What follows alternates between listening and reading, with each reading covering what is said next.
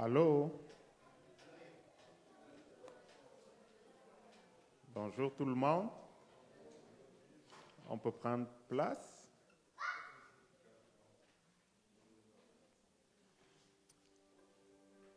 Alors, bienvenue à l'Église des Nations de Gatineau.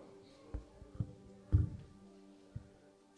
ceux qui ne me connaissent pas, je suis le mari d'Alice, Yves.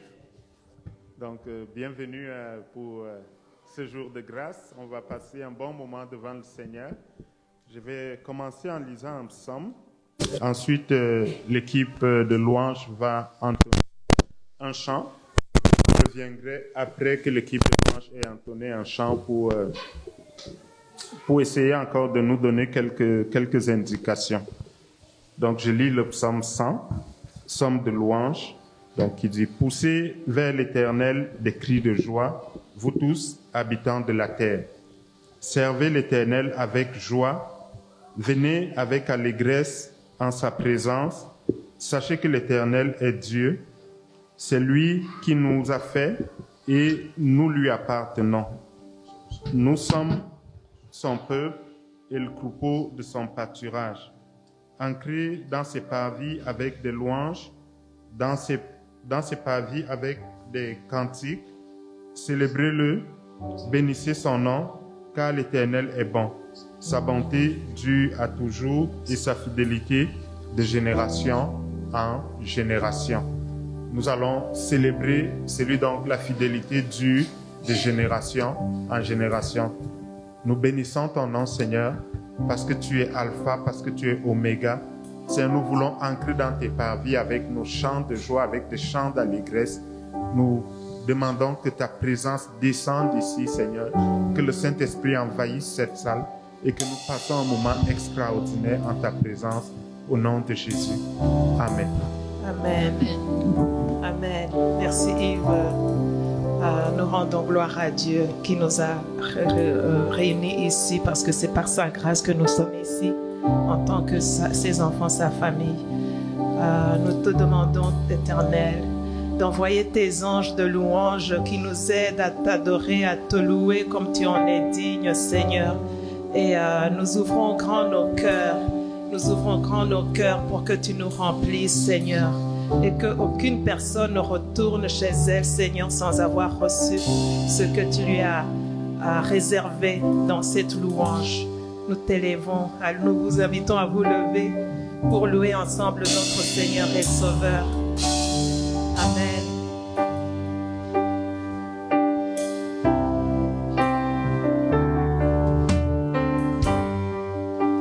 Attire-moi à toi. Ne me laisse pas. Ne me laisse pas. Je veux tout abandonner. Je veux tout abandonner. Et restaurer notre amitié. Et restaurer notre amitié. Tu es mon désir.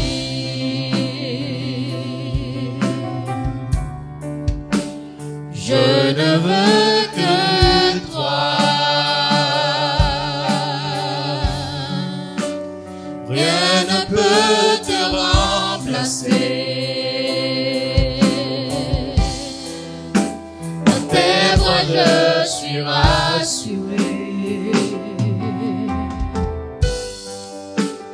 Montre-moi la voie qui me ramène à toi.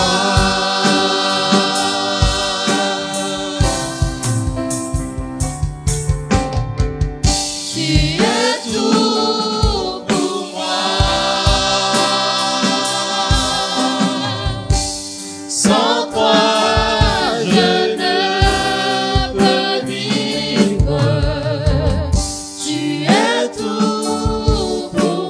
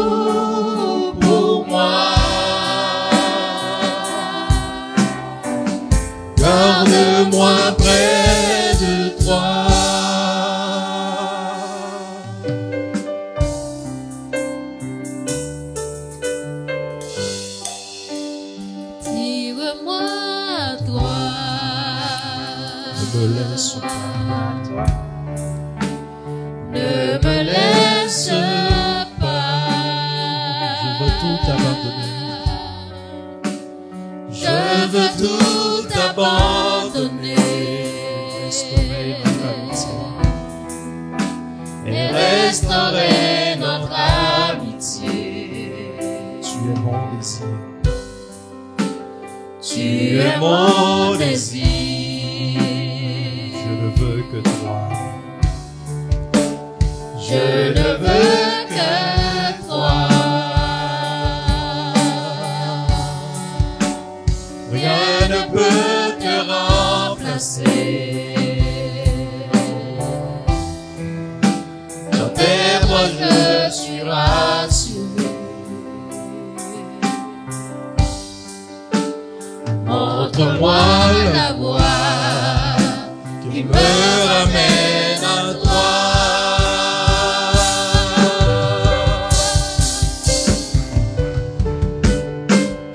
Tu es tout pour moi.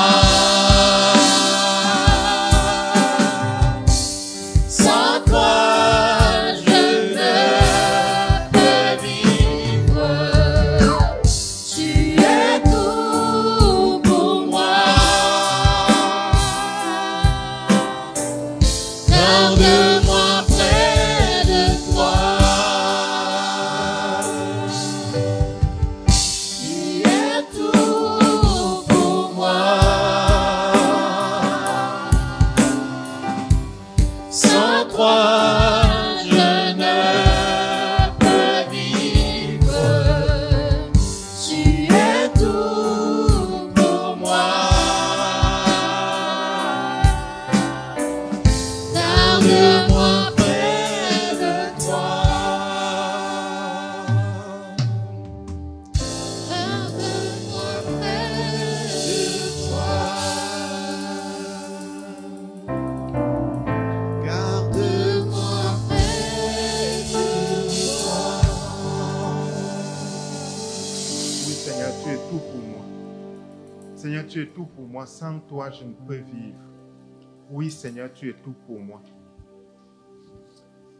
Je tenais à revenir pour nous dire que nous avons la conviction que le Seigneur fera de grandes choses ce matin pendant notre temps de louange. Et je voulais vous lire un petit texte et vous raconter une petite histoire pour préparer nos cœurs à ce que le Seigneur veut faire. Alors, vous connaissez probablement l'histoire. C'est Paul et Silas qui annoncent l'évangile et ils sont suivis par une jeune femme qui est remplie d'un esprit de divination. Et puis, à un moment excédé, Paul chasse le mauvais esprit. Et voilà ce qui arrive, c'est que les personnes qui exploitaient la dame, la jeune dame, les craignent devant les tribunaux. Et les magistrats décident de faire battre Paul et Silas. Il dit, après qu'on les eut chargés de coups,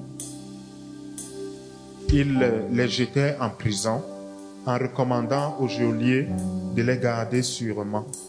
Le geôlier, ayant reçu cet ordre, les jeta dans la prison intérieure et leur mit des ceps au pied des chaînes dans le fond. Vers le milieu de la nuit, Paul et Silas priaient et chantaient des louanges de Dieu et les prisonniers les entendaient. Tout à coup, il se fit un grand tremblement de terre, en sorte que les fondements de la prison furent ébranlés au même instant. Toutes les portes s'ouvrirent et les liens de tous les prisonniers furent rompus. Si vous lisez bien le texte, vous allez comprendre que, en fait, il semble que le Seigneur avait de toute façon prévu que le lendemain, Paul et Silas seraient relâchés. Parce que c'est ce qui est arrivé. Le lendemain, les magistrats ont dit relâchez ces hommes. Mais à minuit, alors qu'il chantait, il louait le Seigneur, a changé d'avis. Il a dit non, mais même la nuit, vous ne la passez pas en prison. Amen. Et pas que vous, il a libéré les chaînes de tous les prisonniers. La louange a la puissance de libérer. Amen. La louange a la puissance d'appeler la victoire de Christ.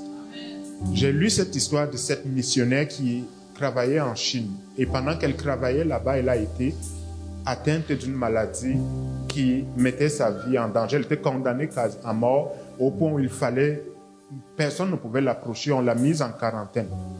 Alors elle s'est mise à prier, à crier au Seigneur pour lui dire Seigneur, guéris-moi, Seigneur, guéris-moi, Seigneur, guéris-moi. Et à un moment, le Seigneur lui a montré une vision. Et dans la vision, elle a vu une balance. Et vous savez, la balance où on doit équilibrer le poids de part et d'autre.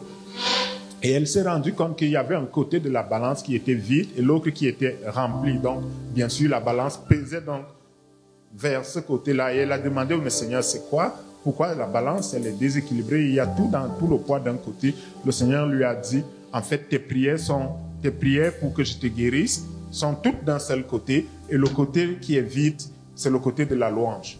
Tu as passé tout ton temps à me demander de te prier, mais tu ne m'as pas assez loué. Et elle a compris, elle a changé d'avis. Elle s'est mise à louer le Seigneur. Elle a passé son temps à louer le Seigneur. Vu qu'elle était en quarantaine, les gens écoutaient, les gens attendaient qu'elle meure. Donc, ils écoutaient de temps en temps pour aller prendre le corps et après en disposer.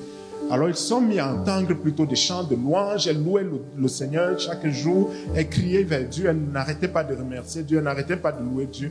Ils se sont dit, la mort est vraiment proche parce qu'elle délire maintenant. Elle loue le Seigneur on sait qu'elle n'a aucune raison de louer le Seigneur. Alors, elle est vraiment déjà en train de délirer. Donc, préparez-vous vraiment bientôt, dans quelques jours ou dans quelques heures, on devra aller sortir le corps. Et quelques jours plus tard, ce qui s'est passé, c'est plutôt que c'est elle qui est sortie. Elle a ouvert la porte. Elle était complètement guérie. Elle était complètement en forme. La louange avait accompli son miracle.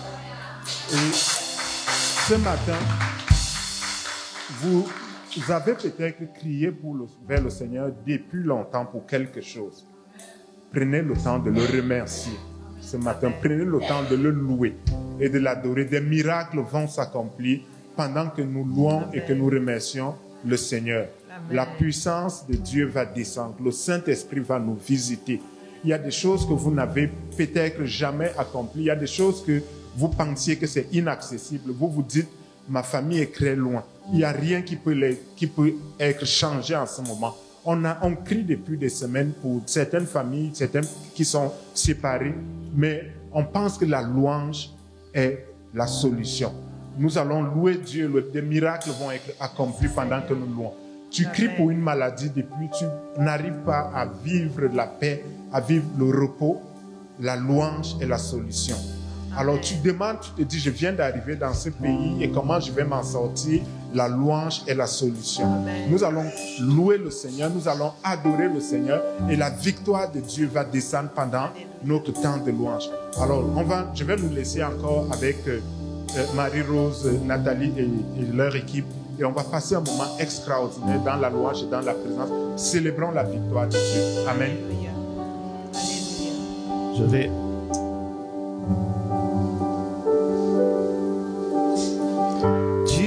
L'Éternel qui tient nos vies, tu es l'Éternel qui tient nos vies, tu es l'Éternel qui tient nos vies dans tes mains.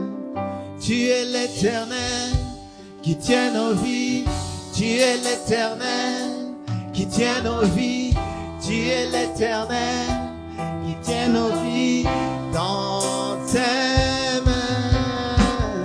Tu es l'Éternel qui tient nos vies, tu es l'Éternel qui tient nos vies dans tes mains, dans tes mains, dans tes mains. Tu tiens nos vies dans tes mains. Oui, Jésus, tu tiens nos vies dans tes mains. Seigneur, tu tiens nos vies dans tes mains. Alléluia. Je vais donner un témoignage rapidement pour appuyer ce que Yves vient de dire. Le Seigneur m'a rappelé ces mots-là qui tiennent nos vies dans ses mains. Nous avons donné ce témoignage, mais peut-être qu'il y a ceux qui ne l'ont pas déjà entendu de notre famille. Lorsque notre fille Christa avait 2 ans, elle a mangé puis elle a avalé une partie d'une feuille. C'est les feuilles que tu mets dans les aliments pour condiment. Et la feuille est restée coincée dans sa gorge. Lorsqu'on était au sous-sol, pour ceux qui savent, qui sont déjà venus chez nous, on l'attendait à l'étage en train de respirer. On entendait le bruit que ça faisait de... Et là, elle a été malade pendant 1 mois et demi. On a consulté les médecins pendant 6 fois. Certains à 2 reprises. Et n'arrivaient pas à trouver ce qui n'allait pas. Un jour, on est allé à l'hôpital des enfants à Ottawa, puis le médecin nous a dit, je vois l'inflammation, mais le bruit, je ne comprends pas. Ils avaient passé Christa sous toutes sortes d'échographies, c'est pas des examens que je comprends même pas. Ils voyaient rien. Et il a dit, on va opérer pour enlever l'inflammation et voir ce qui est là. Je me souviens le jour de l'opération que j'avais Christa, et lorsque j'ai vu plusieurs médecins, environ 6, qui venaient la prendre en uniforme et tout ça, et j'ai eu peur, j'ai vraiment eu peur.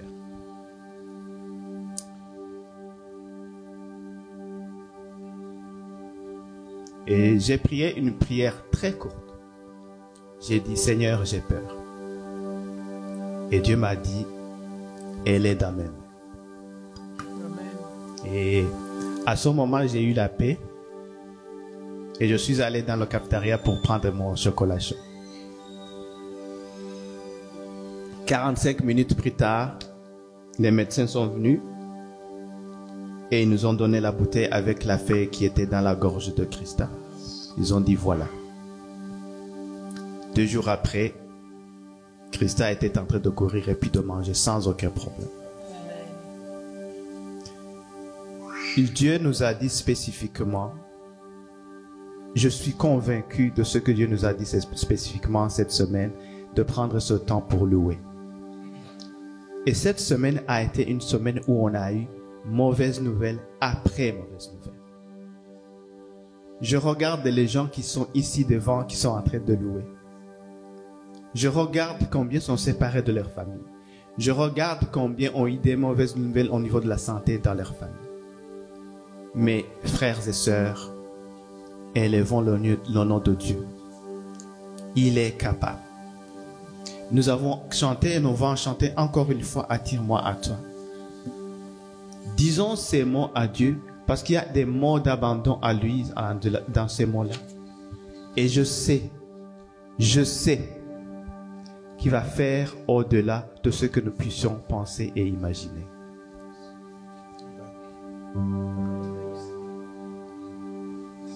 Tu es tout pour moi.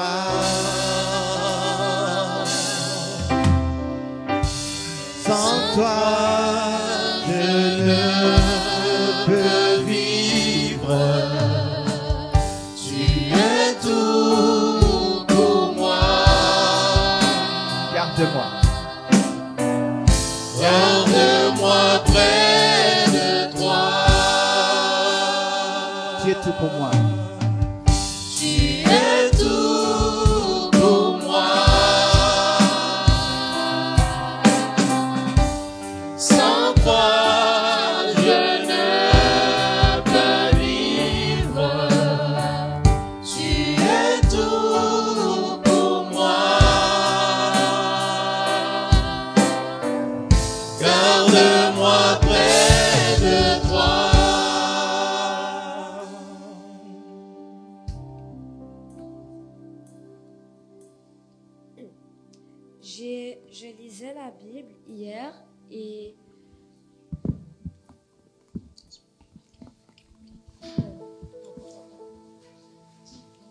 Je lisais la Bible hier et puis je suis tombée sur un verset que je pensais que je devais partager. Donc c'est 1 Corinthiens chapitre 10 verset 13. Aucune tentation ne vous est survenue qui n'ait été humaine, et Dieu, qui est fidèle, ne permettra pas que vous soyez tentés au-delà de vos forces. Mais avec la tentation, il préparera aussi le moyen d'en sortir, afin que vous puissiez la supporter. L'épreuve que Dieu avait donnée à Job, il savait qu'il était capable de la supporter. Il savait qu'il était capable de s'en sortir. Donc, si quelqu'un ici, vous passez dans une épreuve qui peut vous sembler très difficile, sache qu'avec l'aide de Dieu, tu seras capable de la surmonter, tu seras capable d'être libéré de cette douleur. Amen. Amen.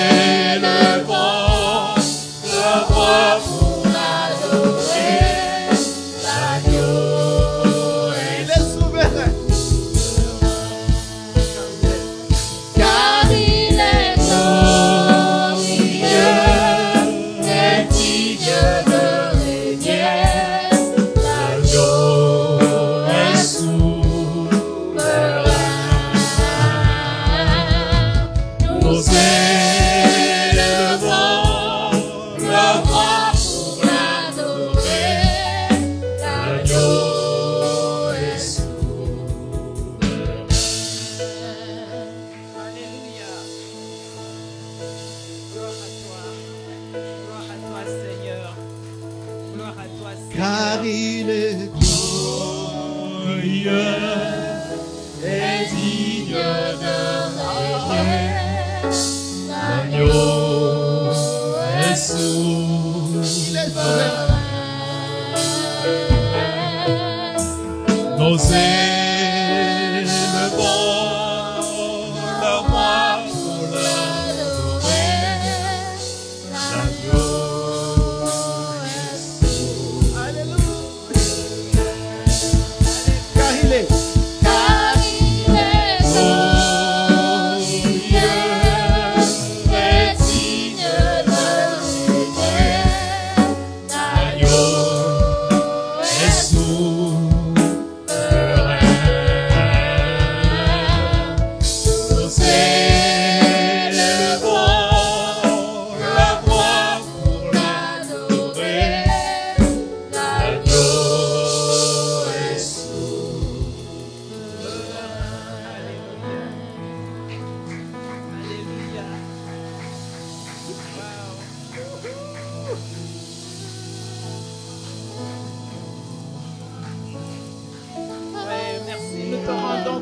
Seigneur Jésus, parce que tu es ici.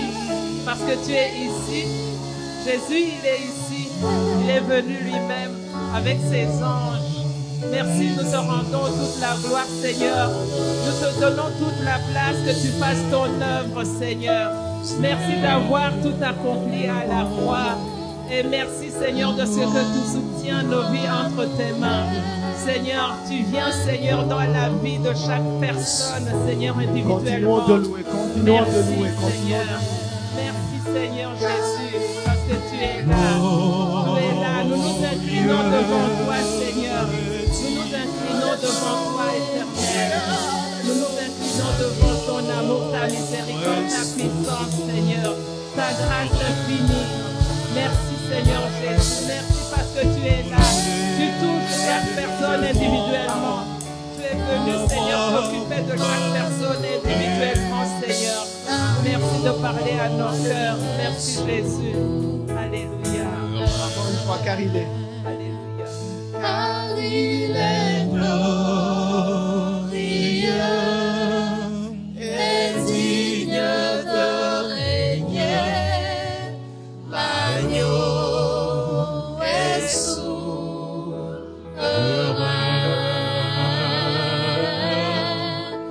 Nous élevons nos voix pour l'adorer.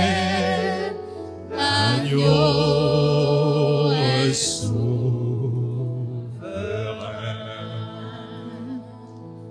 Frères et sœurs, l'adoration, c'est la seule chose que nous pouvons offrir à Dieu. Dieu nous a tout donné. La vie que nous avons tous les jours, c'est Dieu qui nous la donne. Nous sommes venus nus sur cette terre, nous n'avons rien apporté. Tout ce que nous avons reçu, Dieu nous l'a donné. La seule chose que nous pouvons offrir à Dieu, c'est notre adoration. Et c'est ici, sur cette terre, mes frères et sœurs, que l'on peut adorer Dieu dans des moments difficiles, dans les moments de souffrance, dans les moments des épreuves. Ce n'est qu'ici, sur cette terre, parce qu'au ciel, il n'y aura plus de preuves. Notre louange sera juste la reconnaissance. Est-ce qu'on peut offrir au Seigneur des louanges d'adoration dans cette épreuve? Est-ce qu'on peut offrir au Seigneur notre adoration? Élevons nos voix, frères et sœurs, pour adorer ce Dieu. Pour adorer ce Dieu qui a tout créé, qui nous donne tout. C'est notre seule occasion sur cette terre de pouvoir l'adorer quand ça ne va pas bien. Alléluia. Oh Seigneur, nous te louons, nous t'adorons, notre Dieu, nous te bénissons. Seigneur, tu es grand. Tout ce que nous avons, nous l'avons reçu de toi. Même les mains qui nous ont accueillis, les parents qui nous ont reçus, quand nous sommes venus sur cette terre, c'est toi qui nous l'as donné. Oh Jésus, reçois la louange, reçois la gloire, reçois notre adoration. Merci pour ce que tu fais. Merci pour tes grâces, pour tes bienfaits. Merci, oh notre Dieu, pour qui tu es. Nos âmes t'adorent ce matin. Nous nous réjouissons, nous nous joignons aux 24 vieillards, aux 4 vivants, pour dire que tu es saint. Saint, saint, saint est l'Éternel des armées, le Dieu qui règne, le Dieu qui vit, le Dieu qui ne change pas. Alléluia.